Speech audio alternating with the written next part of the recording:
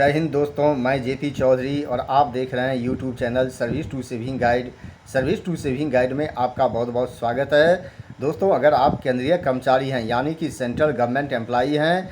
आपकी नियुक्ति 1/1/2004 के बाद हुई है और एनपीएस यानी कि नेशनल पेंशन सिस्टम के तहत कवर्ड हैं, तो इस वीडियो को आप अंत तक ज़रूर देखिए, क्योंकि इस वीडियो में मैं आपको एक बहुत ही महत्वपूर्ण जानकारी देने जा रहा हूं कि अगर अभी तक आपने अपने डेथ ग्रेच्युटी, रिटायरमेंट ग्रेच्युटी या फिर रेजिडरी ग्रेच्युटी के लिए नॉमिनेशन फाइल नहीं किया है, यानी कि किसी को नॉमिनी नहीं बनाया है, तो ज़रा संभल जाइए, सावधान हो जाइए कि कहीं ऐसा ना हो कि दुर्भाग्यवश अगर आपकी मृत्यु यानी कि डेथ सर्विस में रहते हो जाती है या फिर रिटायरमेंट ग्रेच्युटी मिलने से पहले ही आपकी डेथ हो जाती है, तो वह ग्रेच्युटी आपके परिवार को ना मिलकर सरकार के पास चला जाए, यानी कि सरकार ही उस ग्रेच्युटी अमाउंट को रख ले। तो दोस्तों, इसी से संबंधित इस वीडियो में मैं आपको जानकारी देने जा रहा हूं। इससे पहले मैं आपको बता दूं कि केंद्र सरकार ने अपने कर्मचारियों के लिए, यानी खास करके उन कर्मचारियों के लिए जो कि एनपीएस के तहत कवर्ड हैं, नेशनल पेंशन सिस्टम के तहत कवर्ड हैं, कई सारे कदम उठाए हैं, जिसमें पहला कदम था CCS implementation of NPS rule 2021 को लागू करना। अब केंद्र सरकार ने उन्हीं कर्मचारियों के लिए CCS payment of gratuity under NPS rule 2021 भी लागू कर दिया है, यानी कि केंद्र सरकार के जितने भी कर्मचारी हैं जिनकी नियुक्ति 1/1/2004 के बाद हुई है और एनपीएस के तहत कवर्ड है, उनको जो ग्रेच्युटी का लाभ दिया जाएगा अब इसी रूल के तहत दिया जाएगा। इसीलिए इस रूल के बारे में आपको अवश्य जानना चाहिए। इस वीडियो में मैं आपको बताने जा रहा हूं कि अगर आपने नॉमिनेशन किया है तो ग्रेच्युटी का अमाउंट किसे मिलेगा और कितना शेयर होगा। अगर आपने नॉमिनेशन नहीं किया है तो इस केस में ग्रेच्युटी के जो अमाउंट है वो किसे मिलेगा, यानी कि सर्विस में रहते आपकी डेथ हो जाती है या फिर ग्रेच्युटी मिलने से पहले, रिटायरमेंट के बाद ग्रेच्युटी मिलने से पहले ही आपकी डेथ हो जाती है, तो इस केस में किसे मिलेगा अगर आपने नॉमिनेशन नहीं किया है। तो अगर आपने नॉमिनेशन किया है और नॉमिनेशन अस्तित्व में नहीं है यानी कि वैलिड नहीं है, तो इस केस में ग्रेच्युटी किसे दिया जाएगा, या फिर जिसे आपने नॉमिनी बनाया है वह माइनर है, तो इस केस में ग्रेच्युटी का क्या होगा, उसके लिए कौन सा इंडेमनिटी फॉर्म भरना पड़ेगा या फिर सक्सेशन सर्टिफिकेट प्रोड्यूस करना पड़ेगा ग्रेच्युटी के लिए। तो ये सारी जानकारी आपको इस वीडियो में मिलने वाला है, इसीलिए आप इस वीडियो को अंत तक जरूर देखिएगा। तो वीडियो को आगे बढ़ाने से पहले मेरा एक रिक्वेस्ट है कि अगर अभी तक आपने मेरे channel service to saving guide को सब्सक्राइब नहीं किया है तो जल्दी से सब्सक्राइब करें, और वीडियो अच्छा लगे तो आप इसे ज़्यादा से ज़्यादा लाइक और शेयर ज़रूर करें। तो आइए देखते हैं कि आगे क्या है इस वीडियो में। तो दोस्तों, अगर आपने नॉमिनेशन कर रखा था, किसी को भी नॉमिनी बना रखा था, तो इस केस में अगर सर्विस में रहते आपकी डेथ हो जाती है या फिर रिटायरमेंट के बाद रिटायरमेंट ग्रेच्युटी मिलने से पहले आपकी डेथ हो जाती है, तो दोनों ही केस में जो ग्रेच्युटी का अमाउंट है वो आपके नॉमिनी को दे दिया जाएगा, यानी कि जिस किसी को भी आपने रूल 23 के तहत नॉमिनी बना रखा था उसे पे कर दिया जाएगा। और नॉमिनी आप किसे बना सकते हैं, तो इससे संबंधित पूरी जानकारी मैंने इससे पहले के वीडियो में दे रखा है। आप चाहें तो पूरी जानकारी के लिए उस वीडियो को देख सकते हैं। अगर आपने नॉमिनेशन नहीं किया था, यानी कि किसी को भी नॉमिनी नहीं बनाया था, या फिर जब आपकी डेथ हुई उस समय में जो नॉमिनेशन है वो अस्तित्व में नहीं है या फिर वैध नहीं है, यानी कि वैलिड नहीं है, तो इस केस में जो ग्रेच्युटी का बंटवारा होगा, इसके लिए जो आपके परिवार के सदस्य हैं उसको दो कैटेगरी में बांटा गया है। तो पहले फर्स्ट कैटेगरी के परिवार के सदस्यों को प्रीफरेंस दिया जाएगा, यानी कि उनके बीच में बराबर बराबर बांटा जाएगा, और उसमें से अगर कोई जीवित नहीं होता है तो जो मैं कैटेगरी बी के सदस्य आपको दिखाने जा रहा हूँ आगे, उसके बीच में बराबर बराबर बांट दिया जाएगा। तो सबसे पहले मैं आपको बता देता हूँ कि कैटेगरी ए में कौन कौन से सदस्य आते हैं जिनके बीच में बराबर बराबर अमाउंट बांटा जाएगा अगर आपने नॉमिनेशन नहीं किया है या फिर नॉमिनेशन अस्तित्व में नहीं है, वैलिड नहीं है। तो सबसे पहले कैटेगरी ए को आप देखिए। कैटेगरी ए में जो नंबर 1 पर है, इसमें नंबर 1 2 से कोई भी इसका लेना देना नहीं है, यानी कि सबके बीच में बराबर बराबर बांटा जाएगा, लेकिन मैंने सीरियल नंबर किया है जिसे आप देख सकते हैं। तो इसमें अगर आप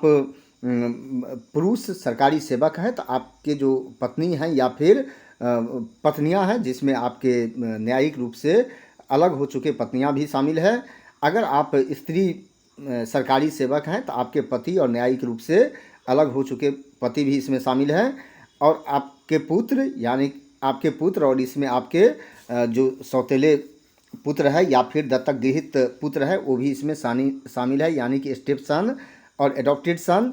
और अनमैरिड डॉटर्स यानी कि जो अविवाहित पुत्री है वो शामिल है, और सौतेली पुत्री और दत्तक गृहित पुत्रियां भी इसमें शामिल है।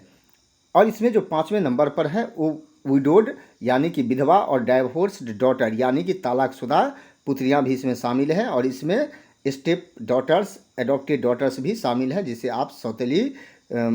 पुत्रियां कह सकते हैं या फिर दत्तक गृहित पुत्रियां कह सकते हैं, ये भी शामिल है। तो दोस्तों इस जो आप अभी स्क्रीन पर देख रहे हैं कि अगर आपकी डेथ हो जाती है सर्विस में रहते हुए या फिर रिटायरमेंट के बाद, रिटायरमेंट ग्रेचुइटी मिलने से पहले आपका कोई भी वैलिड नॉमिनी नहीं है, तो इस केस में इसमें से जितने भी सदस्य उस समय में एलिजिबल होंगे तो बराबर बराबर सबके बीच में बांट दिया जाएगा। इसमें कोई डिस्टिंक्शन नहीं है, सबके बीच में बराबर बराबर बांटा जाएगा जो भी मौजूद होगा उस समय में। अगर इसमें से कोई भी सदस्य अगर नहीं है तो इस केस में कैटेगरी बी के सदस्यों के बीच में बराबर बराबर उस अमाउंट को बांटा जाएगा, जो कि हम देख सकते हैं to all such members in equal share, यानी कि ए में से अगर कोई भी जीवित नहीं है तो ग्रुप बी के सदस्यों के बीच में बराबर बराबर अमाउंट को बांट दिया जाएगा। तो इसमें आपके फादर शामिल हैं, पिता, या और इसमें एडॉप्टिव पेरेंट्स भी शामिल हैं, इसमें मदर भी शामिल हैं, यानी कि एडॉप्टेड मदर भी इसमें शामिल है, और आपके ब्रदर हैं, भाई भी, जिनका एज अगर 18 वर्ष से कम है तो वो भी कैटेगरी बी में शामिल हैं। अनमैरिड सिस्टर्स एंड डॉटर, अविवाहित जो बहनें हैं या फिर तलाकशुदा जो बहनें हैं वो भी इसमें शामिल हैं, और स्टेप सिस्टर्स भी शामिल हैं, यानी कि सौतेली बहनें भी शामिल हैं। उसके बाद आता है मैरिड डॉटर्स यानी कि विवाहित पुत्रियां, और इसमें जो लास्ट है ये है चिल्ड्रेन ऑफ अ प्रीडिसीड सन, यानी कि अगर आपका कोई पुत्र था और उनकी मृत्यु हो चुकी है तो अगर उनके बच्चे हैं तो उनके बीच में ये बराबर बराबर अमाउंट को बांटा जाएगा, जो कि आप देख रहे हैं रूल 2 कहता है कि अगर कैटेगरी 1 में से कोई, ए में से कोई नहीं है, जीवित नहीं बचा है, तो कैटेगरी बी के सदस्यों के बीच में उस अमाउंट को बराबर बराबर बांट दिया जाएगा, जो कि यहाँ रूल 2 देख सकते हैं। और रूल 3 कहता है कि अगर जो फीमेल मेंबर हैं, यानी कि जो फैमिली के जो फीमेल मेंबर हैं या फिर जो ब्रदर हैं, आपके ब्रदर हैं,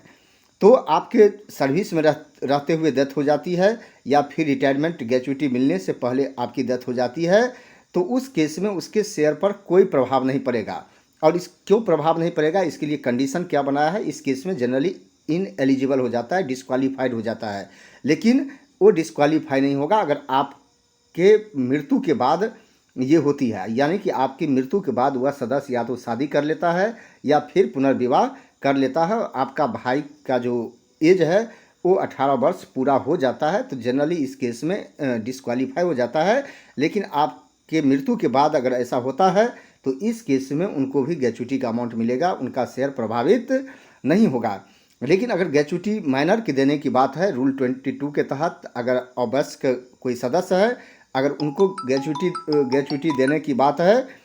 तो it shall be payable to the guardian on behalf of the minor, यानी कि ये जो माइनर का गार्जियन है उसको पे कर दिया जाएगा। और अगर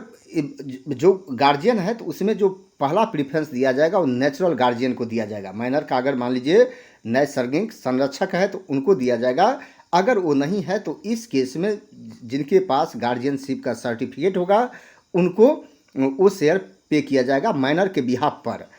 और अगर नेचुरल गार्जियन मान लीजिए नहीं है तो इस केस में 25% जो ग्रेचुइटी का अमाउंट है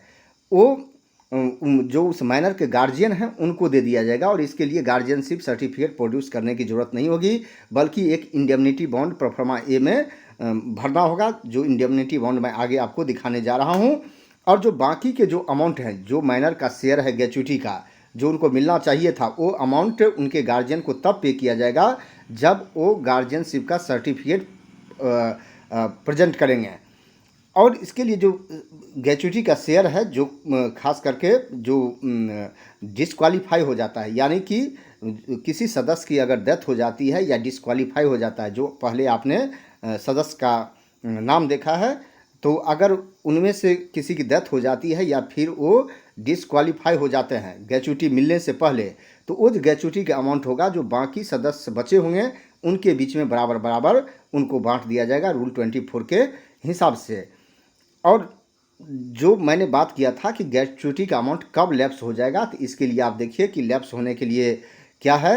कि अगर सरकारी कर्मचारी की डेथ सर्विस में रहते हो जाती है या फिर रिटायरमेंट के बाद रिटायरमेंट ग्रेच्युटी मिलने से पहले हो जाती है और उनके परिवार का कोई भी सदस्य जीवित नहीं होता है, जो आपने कैटेगरी ए और कैटेगरी बी में देखा है, वो फैमिली का डेफिनीशन है, फैमिली में वो लोग शामिल हैं। अगर उसमें से कोई जीवित नहीं बचता है तो इस केस में जो ग्रेच्युटी का अमाउंट होता है लैप्स हो जाएगा, यानी कि कोई सदस्य नहीं बचता है और किसी को सदस्य से बाहर, यानी कि फैमिली के सदस्य से बाहर किसी का नॉमिनेशन भी नहीं किया था, यानी कि नॉमिनेशन किया ही नहीं था उन्होंने, या फिर जो नॉमिनेशन किसी के नाम से किया था वो अब अस्तित्व में नहीं है, यानी कि वैलिड नहीं है, तो पूरा का पूरा जो रिटायरमेंट ग्रेच्युटी और डेथ ग्रेच्युटी का अमाउंट होगा वो लैप्स हो जाएगा, यानी कि वो सरकार के पास में चला जाएगा। लेकिन एक एक्सेप्शन है कि अगर कोई भी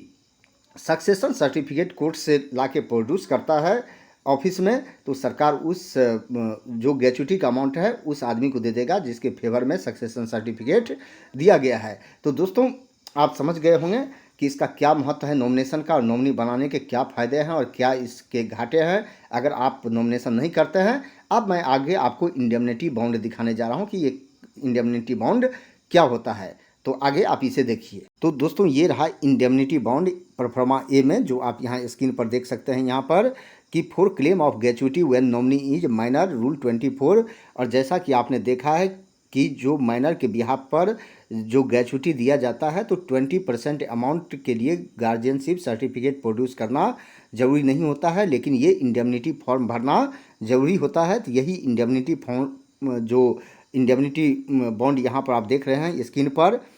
इसे भर कर देना पड़ता है, तब 20% का जो अमाउंट है वो माइनर के बिहाफ पर दिया जाता है। तो दोस्तों यही रहा इंडेमनिटी बॉन्ड प्रोफार्मा ए में। तो आप इसे एक बार और देख लीजिए कि अगर लगाने की ज़रूरत हो तो इसी को आप टाइप करके लगा सकते हैं। तो दोस्तों मुझे पूरा विश्वास है कि वीडियो अच्छा लगा होगा, जानकारी अच्छी लगी होगी, और वीडियो अच्छा लगा तो आप इसे ज़्यादा से ज़्यादा लाइक और शेयर ज़रूर करें। यह वीडियो देखने के लिए आपको बहुत बहुत धन्यवाद।